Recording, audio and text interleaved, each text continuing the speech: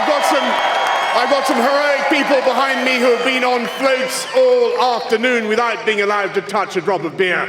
So I'm going to get very quickly through it. So we've come now to the final tear-sodden, juddering climax of the Summer of London 2012. And it is, of course, right, Prime Minister, you're absolutely right, that we should pay tribute to all the thousands of people who have helped to deliver the greatest Olympic and Paralympic Games that have ever been held. So yes, we say thank you to the armed services and the police and G4S, all the G4S workers, yes, and the transport workers and the tens of thousands of volunteers, the London ambassadors and the games makers and the TfL staff.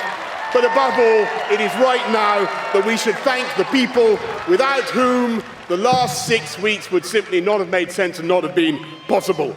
The most successful team of athletes this country has ever assembled. And I want to say to you, all you, oh my God, there's a lot of you. I want to say to all of them, every single one of you, this was your achievement. This was your achievement.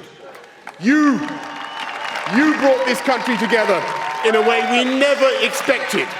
You routed the doubters and you scattered the gloomsters, and for the first time in living memory, you caused tube train passengers to break into spontaneous conversation with their neighbours about subjects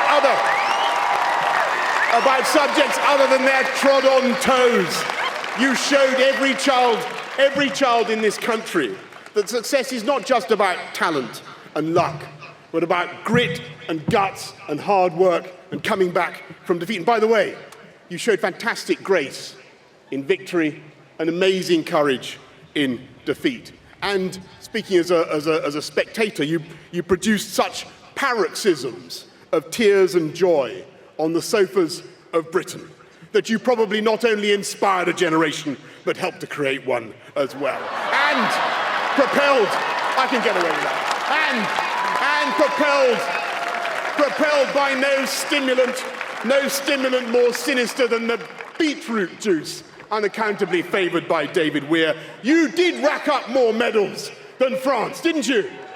Yes, and more medals than Germany, and more medals than Australia. More medals, ladies and gentlemen, more medals, my friends, per head. More medals per head than virtually any country on earth. And yes, you brought sport home to a city and a country where, by and large, it was invented and codified. You brought athletics home.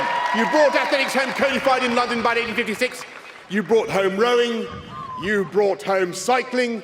You brought home judo. I'm not sure judo was invented in London, but never mind. But you brought home ping pong. And above all, you brought home the truth about us and about this country. That when we put our minds to it, there is no limit to what Britain can achieve. You've made everybody very proud. You've given hope for the future.